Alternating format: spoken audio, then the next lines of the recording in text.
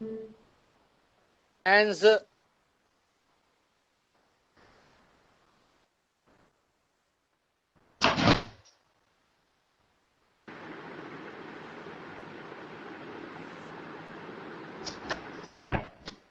विशेष रूप से हरियाणा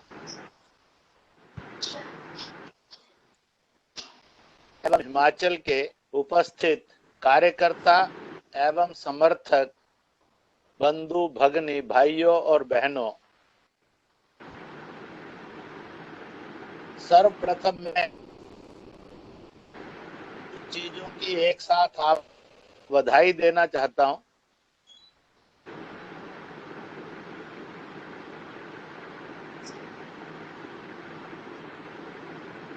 आपकी आगे नेट की दिक्कत है। 8,40,00,000 मुस्लिम भारतीय महिलाओं पर 3 तलाक का जो जुल्म का कुल्हाड़ा चल रहा था, उसको समाप्त करने के लिए बहनों ने और मुस्लिम राष्ट्रीय मंच ने संघर्ष किया और एक कट्टरपंथी ऑर्गेनाइजेशन मुस्लिम पर्सनल लॉ बोर्ड को पूरी तरह से इररेलेवेंट कर दिया। नहीं कोई सुप्रीम कोर्ट है ना, ने कोई यहाँ से बहुत योग्य निर्णय दिया। तब हो जाता है। और इस से नारी रक्षा और नारी सशक्तिकरण का एक द्वितीय इतिहास रचा गया। इसी के साथ साथ देश दो झंडों नागरिकताओं के साथ नहीं, एक जन, एक संविधान, एक नागरिकता, एक झंडे के साथ चले। 370 और 35 से जो संविधान का ऐसा रूप था जो भारत की एकता और अखंडता दोनों को विभाजित करता था, वह भी समाप्त हुई और उस विभाजन से निकलकर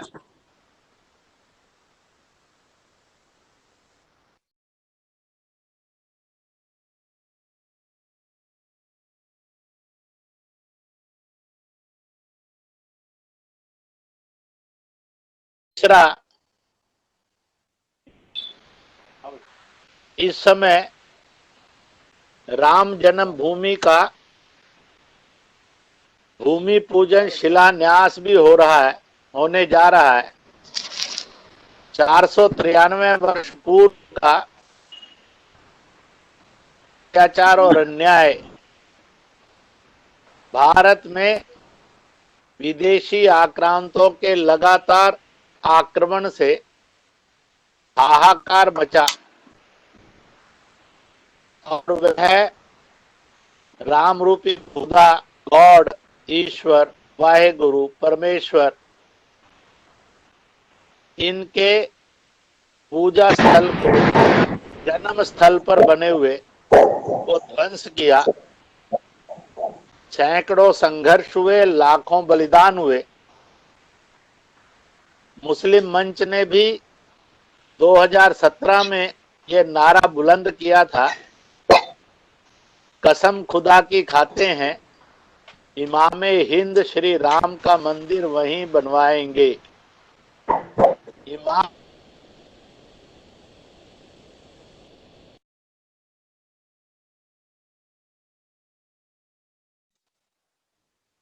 तो इस प्रकार से एक व्यापक जन जागरण हुआ। घर रहित सुप्रीम कोर्ट के फैसले पर से देश उपस्थित हुआ, सरकार ने कानून बनाया और वह सदा सदा के लिए समाप्त होकर न्याय की, सत्यता की, आचार की, धर्म की प्रतिष्ठा हुई। शुभ पर्व आ रहा है, श्रावण मास, उसकी पूर्णिमा, और उसी दिन जाति से, धर्म से, पंथ से, भाषा से, भूगोल से, परंपराओं से, दलों से ऊपर उठकर पूर्णतः नैतिक जीवन मूल्यों के रिश्तों की प्रतिष्ठा करने वाला त्योहार रक्षाबंधन भी हम सब धूमधाम से मनाने जा रहे हैं। ऐसे अनेकानेक पर्वों की, वैसे तो बीच में ईद भी है, लोग ईद पर बकरों की बलि करते हैं। प्रमुख घटना ये है, पैगंबर इब्राहिम, उनको एक वाणी सुनाई दी कि तुम अपने इस्माइल नाम के पुत्र की बलि दो। यह थी, वो घबराए नहीं, विचलित नहीं हुए, बल्कि संघर्ष देने के लिए आगे बढ़े। तो चमत्कार में उनका जो वो धार वाला शस्त्र था वो कुंद हो गया और पुत्र के स्थान पर एक तुम्बा वहां उपस्थित हो गया और एक देवीय घोषणा हुई कि तुम्हारे समर्पण भाव से मालिक प्रसन्न है। और इस प्रकार से अपने मोह ममता में से निकलकर समाज के प्रति समर्पण के भाव का ये घटना घटी। बाद में तुम्बे का कोई बलिदान हुआ ऐसा कोई जिक्र नहीं है, परंतु विकृति के रूप में ये सब आ गया। इस बकर ईद पर भी मुसलमान एक दूसरे को बधाई देते हैं, आपने भी दी होगी। मैं इसलिए सत्य घटना के आलोक में गया और मैंने उस सत्य से आपको परिचित करवाया है। ऐसे सारों में समय समय पर समाज में कुछ बुराइयां आती हैं। ऐसी भारत के सनातन समाज में भी बलि परंपरा थी, अभी भी कुछ कुछ अवशेष उसके जगह जगह हैं, पर उसके विरुद्ध भी एक बहुत व्यापक आंदोलन समय समय पर हुए। त्रेता युग में प्रभु राम ने भी बलि परंपरा को समाप्त किया था। इसका सुंदर उदाहरण आपने सिया के राम सीरियल के अंदर देखा, सुना और समझा भी होगा। तो इस प्रकार से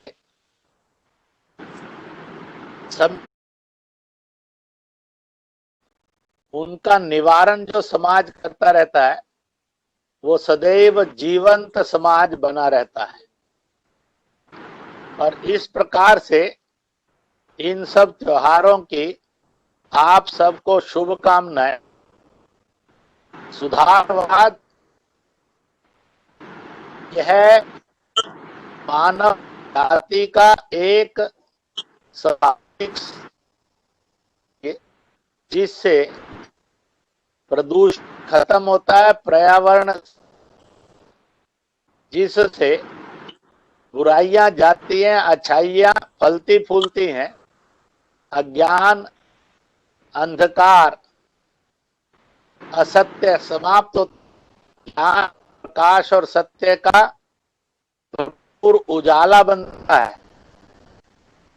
ऐसा एक जीवन में रहे तो बड़ा आनंद आता है।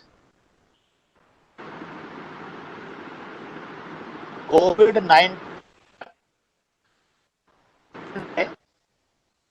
वैश्विक एक अनेकों देशों के थे, उनके सामने मेडिकल के रूप में नहीं, के रूप में जो विषय रखे थे उनमें को यहां पर भी कहता हूं, मैंने कहा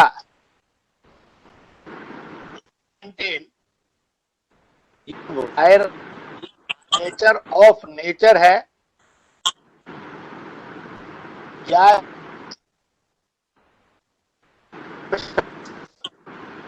तो weapon China in China by the Chinese in the of Wuhan, ये है। अगर नेचर का वायरस है तो फिर आप इसका उपचार ढूंढेंगे, और अगर ये नेचर का वायरस ही नहीं है तो मैन मेड ए, जब ये आपकी जानकारी में आज आप इसके उपचार की तरीके खोज सकते। जब का वायरस कहते हैं कि दुनिया के विकसित समृद्ध शक्तिशाली देश थे, वह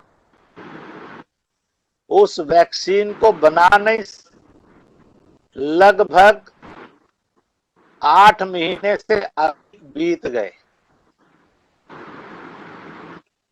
7 महीने बीत चुके हैं, 19 के भी अधिक का समय बीत गया है।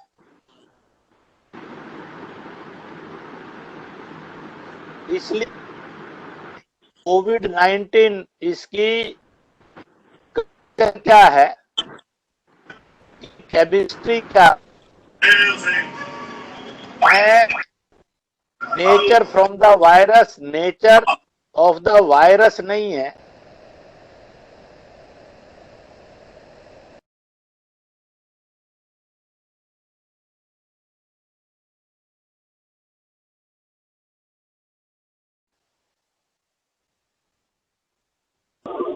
इसलिए आप सब कार्यकर्ताओं को भी समाज में जब विषय रखना है, चर्चा करनी है, वार्ता कहीं भी सहज सरल होती है, इस सत्य को स्थापित करना चाहिए। उस समय में जो विशेष रूप से चीन भर से कुछ लोग आए हुए थे, उनमें यह बायो वेपन संक्रमण, और वह वहां से दुनिया में गए और इस बायो वेपन को इन्होंने वहां जाकर विस्तार दिया।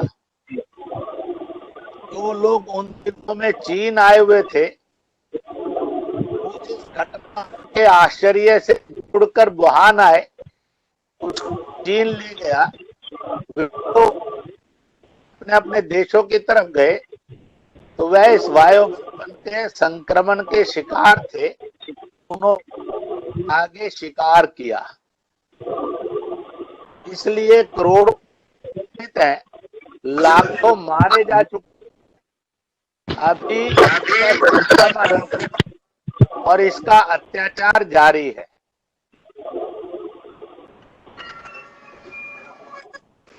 कोविड-19 बायो वेपन की महामारी है, नेचर के वायरस की महामारी कम है। इस बायो वेपन ने नेचर का भी उपयोग किया है,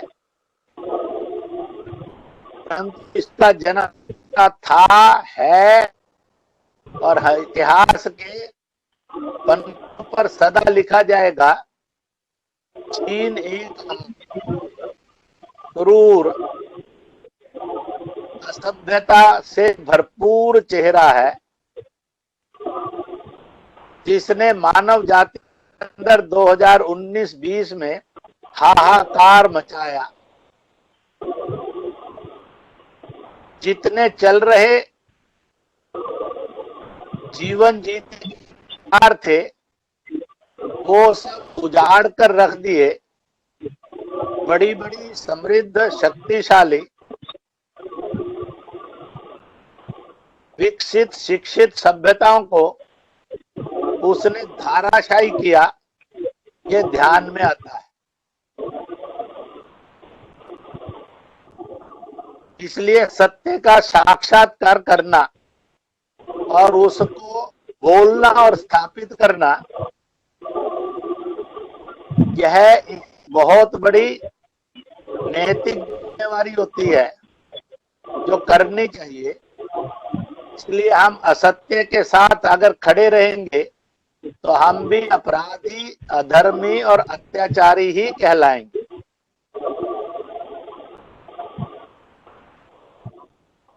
और इसलिए मैंने चिकित्सक किया, first you decide it and make it confirm it is an bio weapon created in China by China.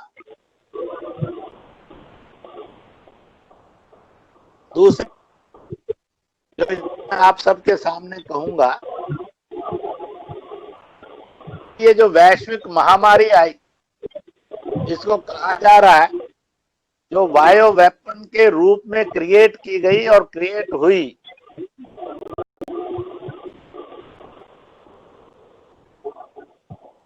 इस सारे में भारत की भूमिका कैसी बनी? जब कोविड-19 का बायो वेपन दुनिया में चल रहा था और हाहाकार मचा था, अफरा तफरी मची थी, उसी समय चीन ने अपनी सैनिक शक्ति का कूटनीतिक रूप से दुरुपयोग तेज गति से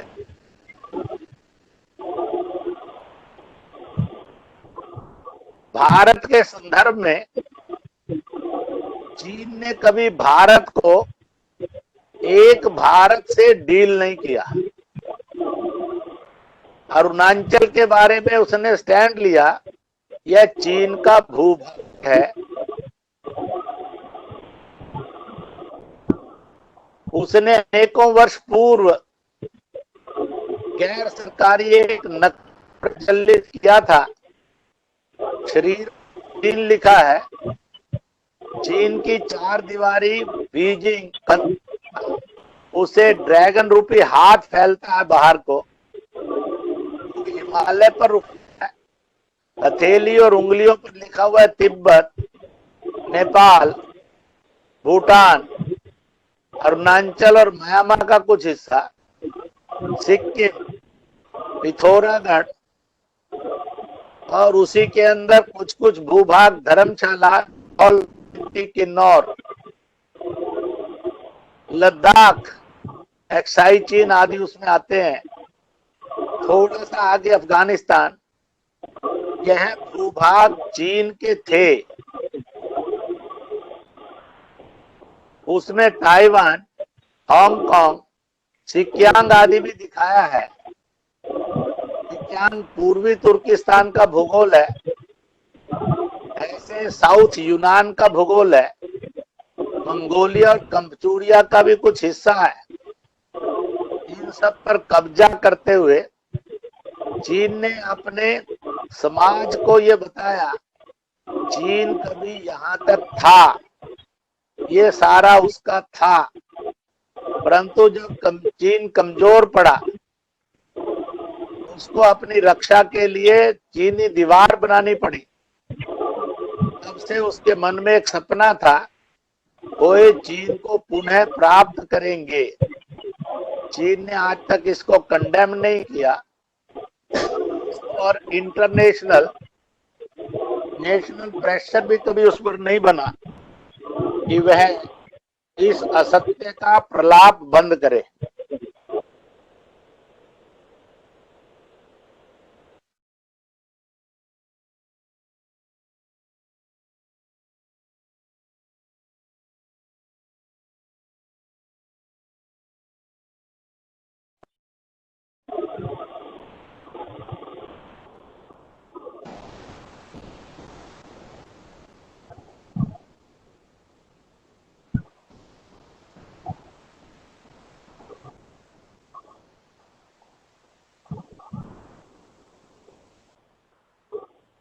आइडियो चला गया भाई साहब की आवाज नहीं आ रही, चेक करें।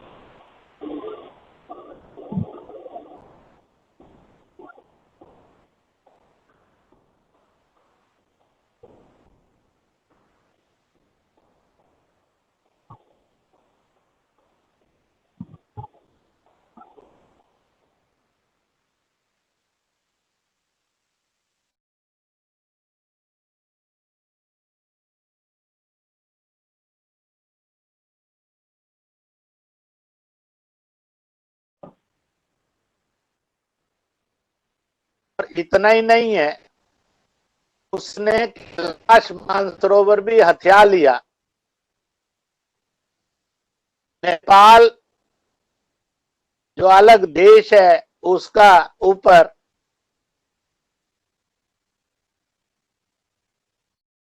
सामाजिक, शैक्षिक, आर्थिक की पार्टी और वहां के बड़े लोग, प्रधानमंत्री सहित उसने अपने कब्जे लिए हैं। और नेपाल को दिन प्रतिदिन वो हथियाने की ओर बढ़ता जा रहा है। इस प्रकार का भी एक दृश्य उसने खड़ा किया।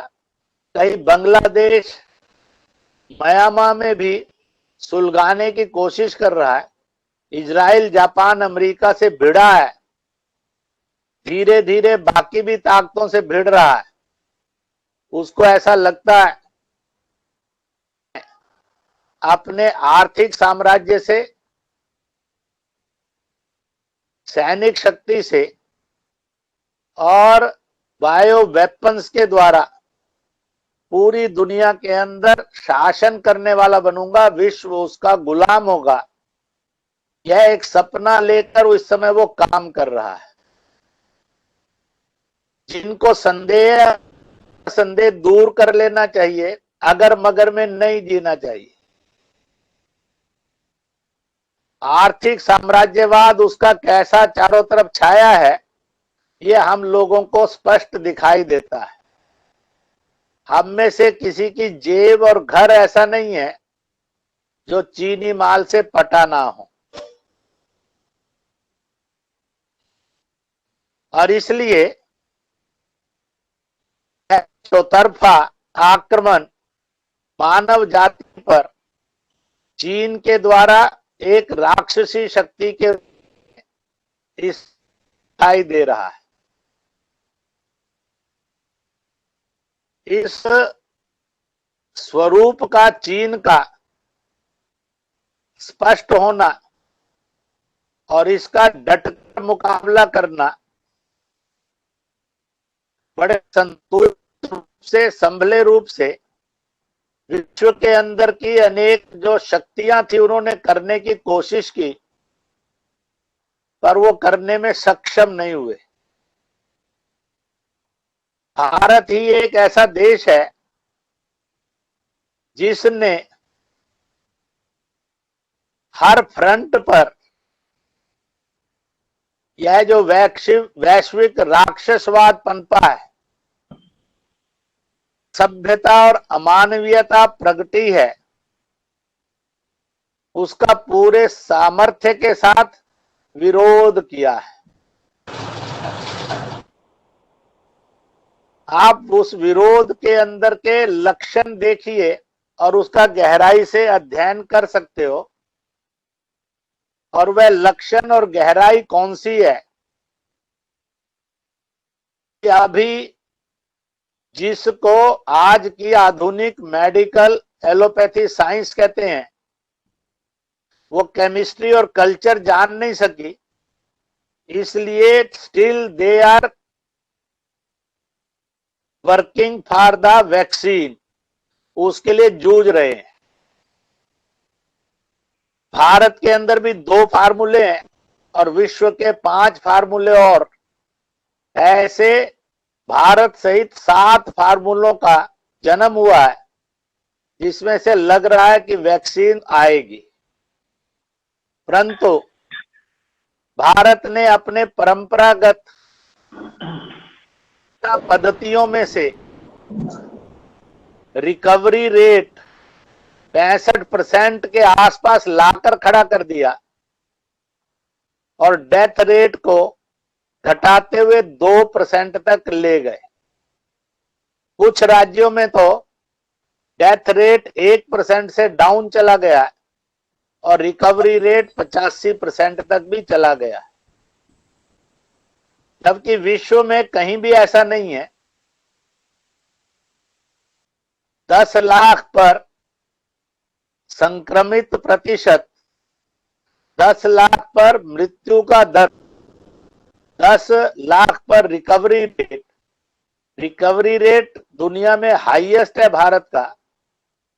10 लाख पर संक्रमण में भारत दुनिया से 10वें 12वें स्थान पर खड़ा है और बहुत पीछे खड़ा है। ब्रिटेन होगा, अमेरिका होगा, कनाडा होगा, ब्राजील होगा, स्पेन, फ्रांस होगा, जर्मनी, जापान, चीन, रूस होगा, ईरान होगा, सऊदी होगा, इटली, स्विट्जरलैंड होगा। ये सब विकसित, शिक्षित, समर्थ और समृद्ध सभ्यताएं थी, ये इसका मुकाबला नहीं कर सकी।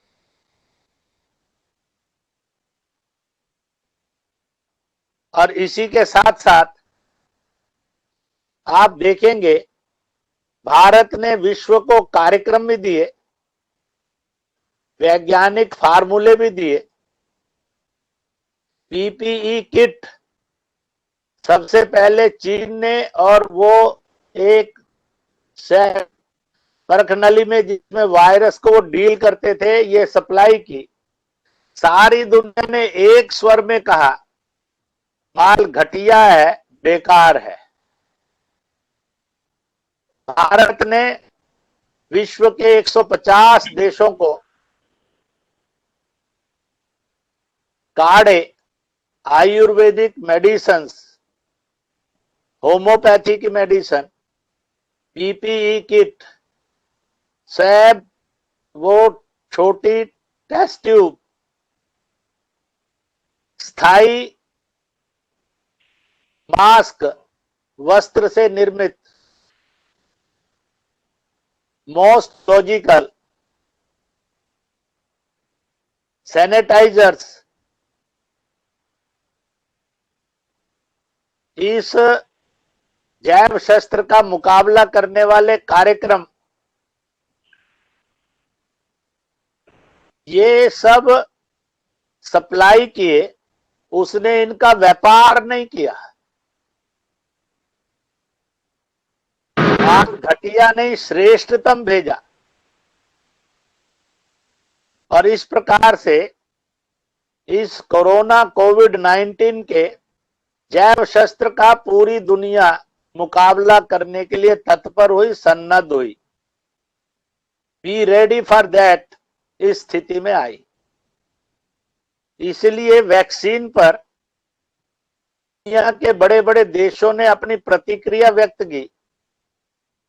हम ईश्वर से प्रार्थना करेंगे कि वैक्सीन भी भारत ही सर्वप्रथम निर्माण करे, क्योंकि भारत मानव जाति के लिए उपकारक बनकर, सहयोगी बनकर, साथी बनकर, सहारा बनकर खड़ा हुआ है।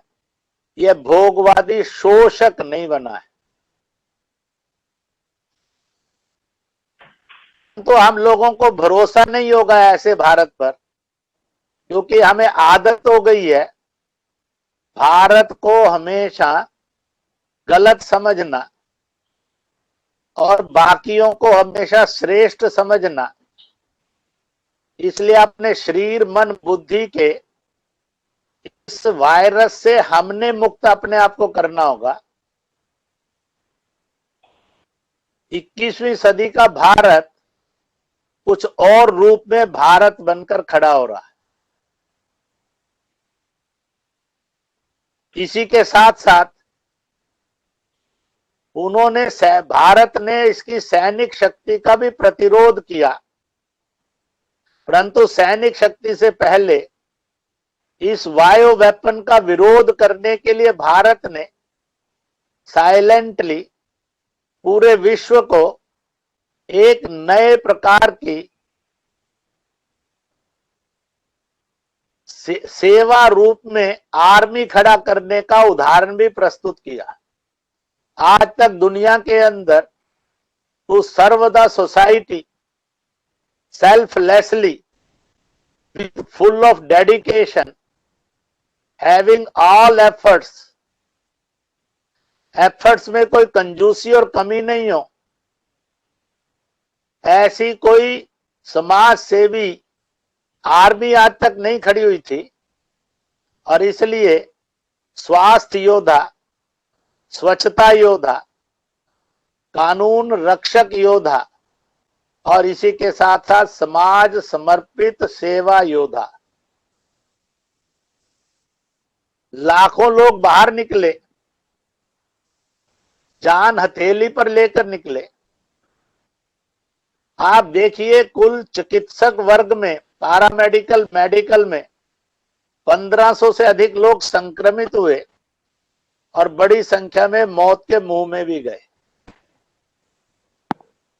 जैसे सीमाओं पर सैनिक शहादत देता है, देश की एकता और अखंडता की रक्षा करता है, हथेली पर रखकर लाखों लाख लोग करोड़ों टन से अधिक अन्न लेकर,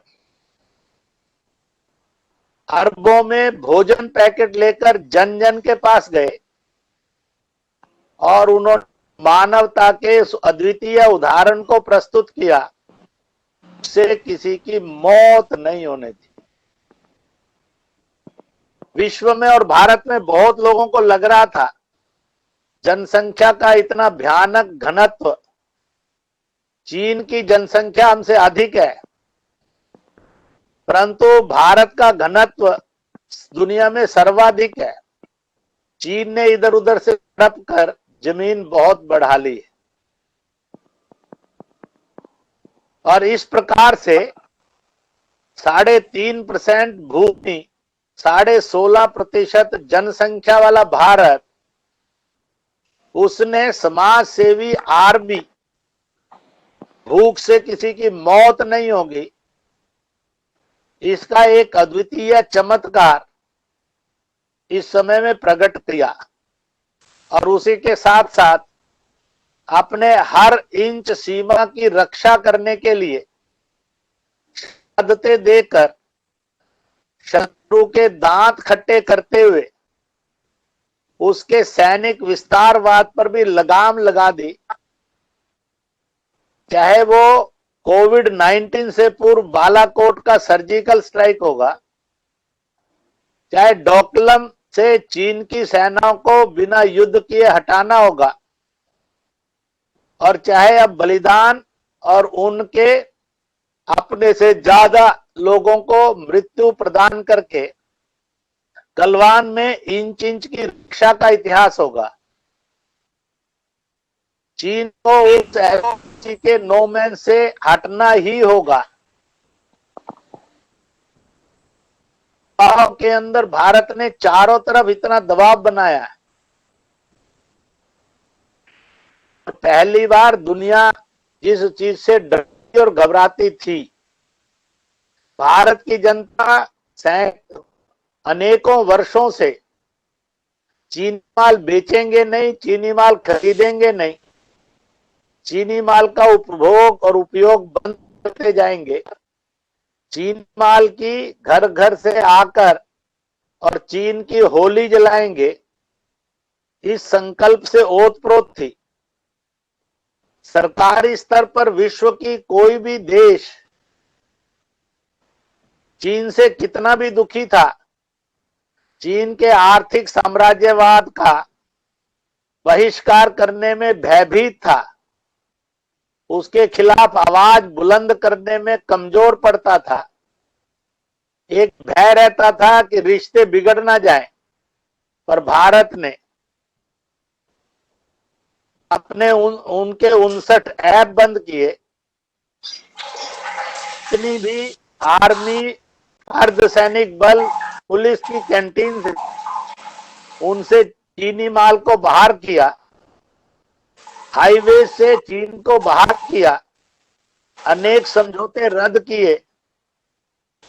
यह भी एक अद्वितीय साहसपूर्ण इतिहास आज की भारत सरकार ने यशस्वी होनहार,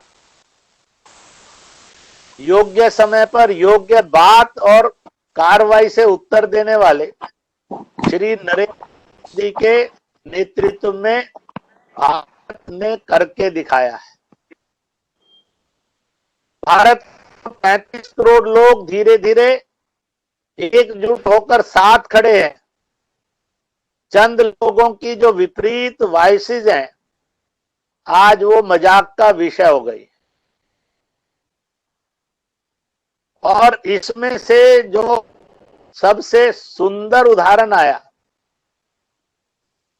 in any difficult struggle time, संघर्ष के और संकट के समय में आदमी का नैतिक मनोबल अच्छा रहे और उसको लगे कि कोई शक्तियां मेरे साथ खड़ी हैं, तो वह भयानक से भयानक क्रूरताओं से और संकटों से भी भिड़ जाता है।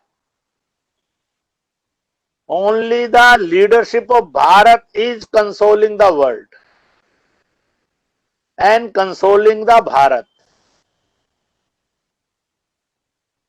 आप दुनिया के अंदर किसी भी एक नेता का नाम नहीं ले सकते जिसने विश्व का समाचार पूछा हो, उनको धैर्य, साहस और इस मुसीबत से टकराने की हौसला दिया।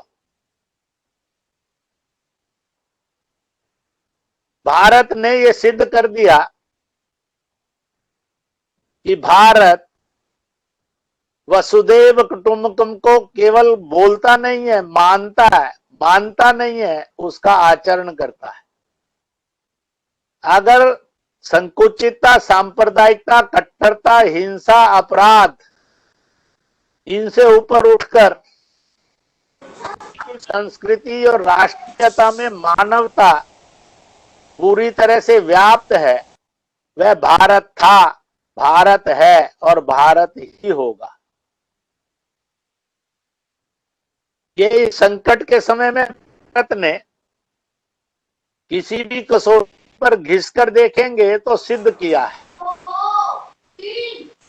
इसलिए विश्व फ्रेंडली टू भारत बना है और पूरा विश्व भारत की ओर देख रहा है।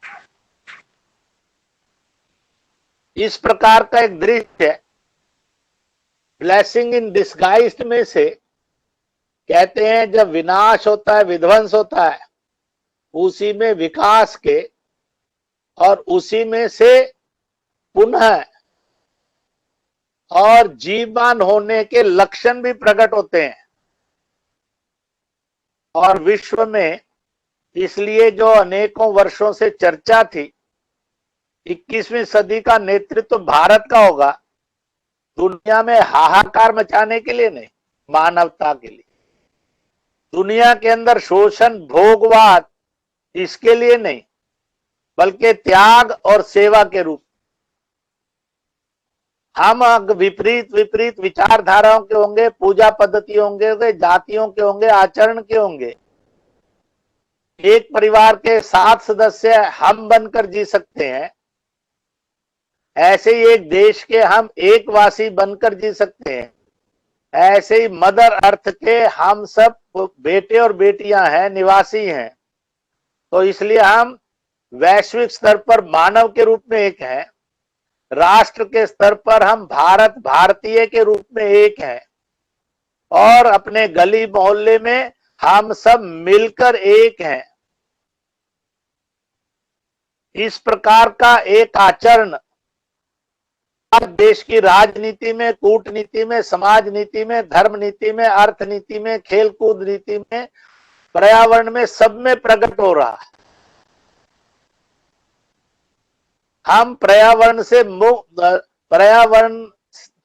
ओतप्रोत प्रदूषण मुक्त भारत बन सकते हैं अगर जनता स्वयं पर थोड़े से नियंत्रण बना ले। अगर लॉकडाउन में हम पर्यावरण युक्त गली मोहल्ला घर दे सकते हैं, की आवाज चलेगी फिर से। अगर लॉकडाउन हटा तो ये कहाँ लिखा था कि हम उस पर्यावरण को प्रदूषण में बदलेंगे? क्यों नहीं उसी समय में हम सब ये संकल्प लिया कि पर्यावरण विल बी मेंटेन्ड। इसमें प्रयोग मार्केट्स के अंदर शुरू होते प्रकार से charity at begins at home कर सकते हैं और करना चाहिए कि हमें इसका लेसन मिल चुका है, इसका प्रैक्टिकल दिखा है। हम सादगीपूर्ण जीवन जी सकते हैं। लोगों ने कमाया नहीं, लोगों का खर्च नहीं हुआ, इसलिए बचत रूप में भी आमदनी हुई है। परंतु सबके बावजूद भी धीरे धीरे जब नॉर्मल लाइफ आ रही है तो our commitment to the environment ये डेवलप होगी और दिखाई देगी। हमारा social engineering, castless society, casteism पर झगड़े नहीं, पंथ पर, मजहब पर हिंसा नहीं, लिंग पर भेद, इसलिए जाति भेद, पंथीय भेद, हिंसा, लिंग भेद, दल भेद, भाषा बोली भेद, ज्योग्राफी के भेद से ऊपर उठकर भारत को उस मानवीय जीवन मूल्य को प्रतिष्ठित करना है जिसका हमने इस संकट के समय में आभास किया है, जिसको जाना है। अभी आपके पास कुछ अन्य वक्ता भी हैं जिनको बोलना है। भारत ने अपना एक मानवीय वैश्विक स्वरूप, परिवार के व्यक्ति लेकर परिवार, परिवार से समाज, समाज से देश, देश से विश्व, इसको प्रकट किया है। तो हमारे भी व्यक्तिगत जीवन में और परिवार में कुछ नए प्रयोगों के साथ परिवार में जीने का अभ्यास विकसित। हम कोविड-19 से पहले जैसा एक अजीब सी जिंदगी जीते थे, अब हमारी फूड हैबिट्स में चेंज हो। चाय और कॉफी पीने की बजाय उसके साथ साथ अगर हम 2 कप 3 कप काढ़ा जोड़ लेंगे तो हमारी immunity strength permanently anti virus हो जाएगी। चाहे वायरस फ्रॉम नेचर हो, चाहे virus as a bio weapon हो। इसी प्रकार से हम एक दूसरे के सहयोगी होंगे। स्वच्छता नहीं होगी, मेरे परिवार से स्वच्छता नहीं होगी, गारंटर बनेंगे। जब इसके गारंटर बढ़ते जाएंगे तो प्रदूषण मुक्त भारत और उससे प्रदूषण मुक्त विश्व भी प्रतिष्ठित होगा। और आपके आचरण से छुआछूत नहीं होगी, अपने मत पंथ पर चलेंगे, धर्मांतरण नहीं, सबने एक दूसरे के मत का सम्मान करना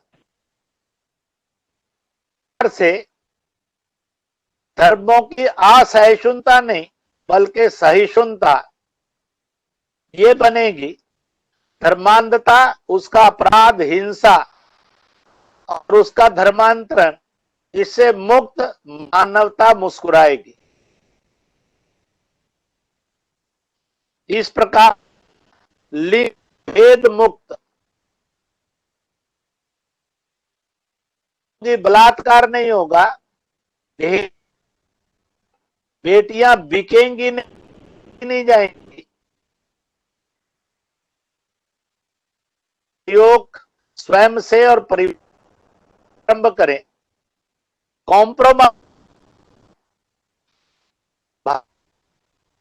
प्रधानमंत्री ने जब संबोधन किया कोविड-19 इस सारे चक्रव्यूह में, तो उन्होंने अपना पहनकर आए और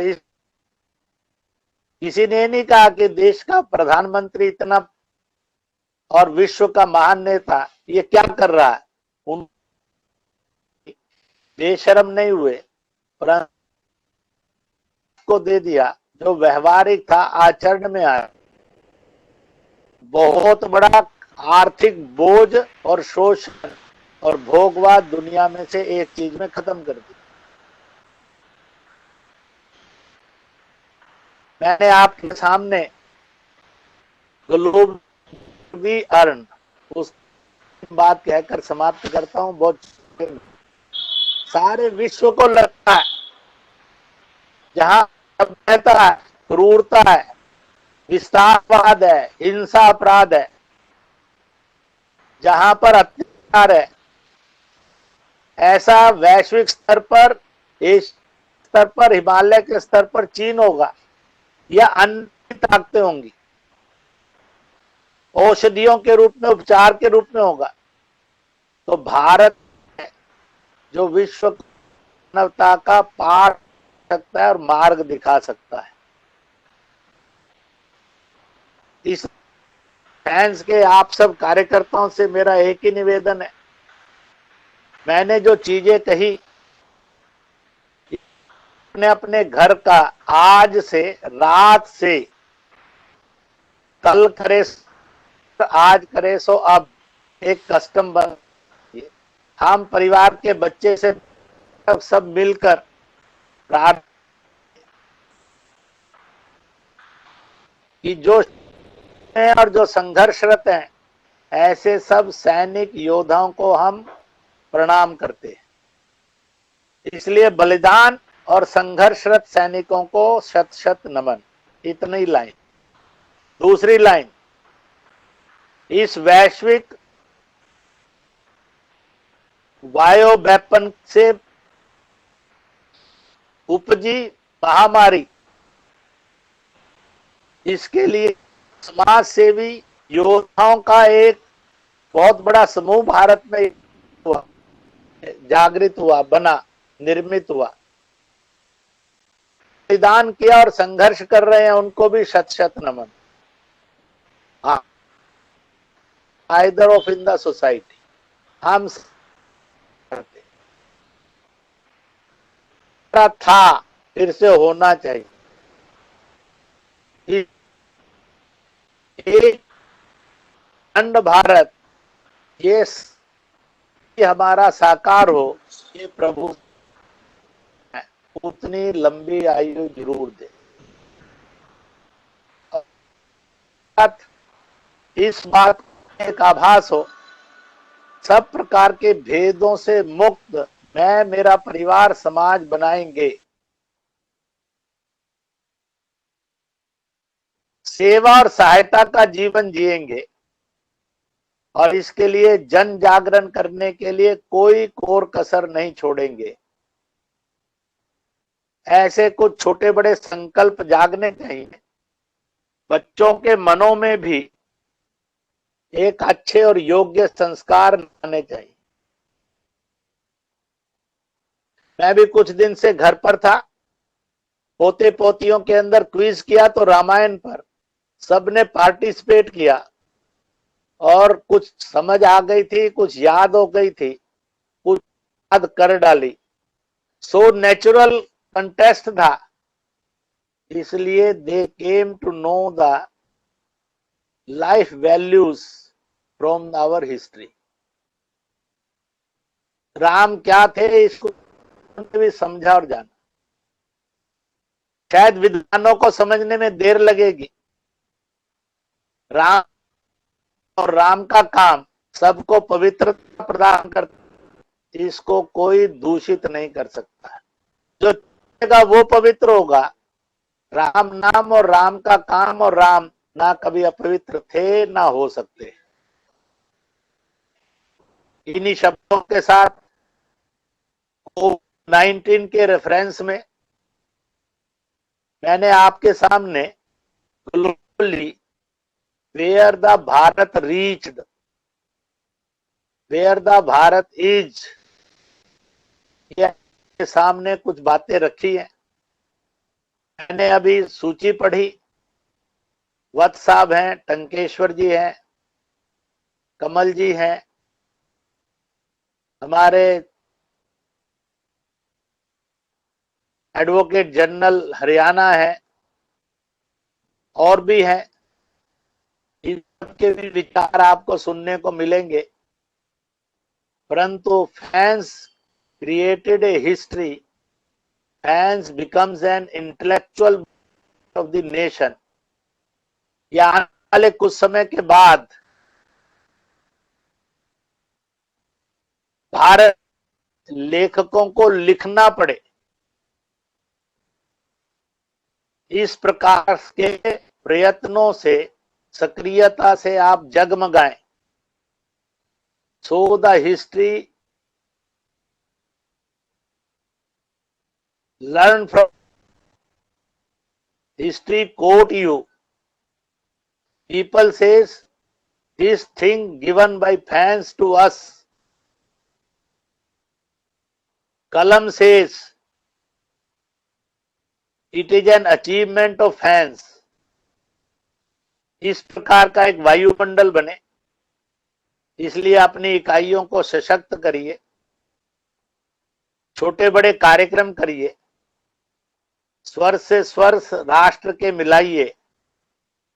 nation first nation last is the last staircase, last सीढ़ी है ऑफ मानवता। जो नेशन फर्स्ट नेशन लास्ट पर आ जाता है, उसने समझना चाहिए कि वह मानवता की सीढ़ी को प्राप्त हो गया, उस पर चढ़ चुका है, चलना शुरू कर दिए। इन्हीं शब्दों के साथ जय तू भारत, जय तू विश्व। आयोजकों को बहुत बहुत बधाई। आप सब इस तरंग सम्मेलन में, वेबिनार में सम्मिलित हुए हैं और एक संकल्पबद्ध होकर आप आगे के जीवन को अपने बनाएंगे। आप स्वस्थ हों, निरोग हों, सक्रिय हों, प्रसन्न रहें और इस प्रकार से इन मिशंस को देख सकें, क्योंकि हम भाग्यशाली हैं। जो असंभव था वो संभव, ये हमने अपने जीवन के अंदर देखा। चाहे राम रूप में हो, या 370 में हो, या पीओजेके के चीन जैसी खूंखार शक्ति रोकने के रूप में हो, दुनिया को कंसोल करने के रूप में हो, चाहे ट्रिपल तलाक जैसे एक जुल्म से नारी जाति को मुक्ति देने का काम हो।